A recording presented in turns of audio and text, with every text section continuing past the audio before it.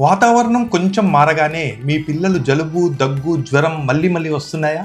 ప్రతిసారి మందులు ఇవ్వాల్సి వస్తుందా? యాంటీబయాటిక్స్ వాడుతున్నారా? చాలామంది తల్లిదండ్రులు దీన్ని సాధారణమే అనుకుంటారు. కానీ రోజుకు ఇలా జరుగుతుంటే పిల్లల్లో ఇమ్యూనిటీ తగ్గిందని అర్థం. ఇమ్యూనిటీ తగ్గితే పాఠశాలలకి తరచూ సెలవులు తీసుకోవాల్సి వస్తుంది. పిల్లలు త్వరగా అలసిపోతారు.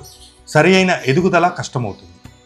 జంక్ ఫుడ్ ఎక్కువగా తినడం, సమయానికి నిద్రలేకపోవడం, మొబైల్, టీవీ ఎక్కువగా చూడడం, బయట ఆడుకోవడంలో తగ్గిపోవడం, ఇవన్నీ పిల్లల ఇమ్యూనిటీని తగ్గించడానికి ముఖ్య కారణాలుగా ఉంటాయి. పిల్లల ఇమ్యూనిటీ అంటే కేవలం సిరప్స్ ఇవ్వడం మాత్రమే కాదు, శరీరం లోపల నుంచి బలాన్ని పెంచడం. ఇది చాలా ముఖ్యం. ఆయుర్వేదంలో పిల్లల వయసుకు తగిన ఆహారం, రోజువారీ జీవనశైలి, ఔషధాలు వీటన్నిటితో కలిపి ఇమ్యూనిటీ బూస్ట్ అవుతుంది.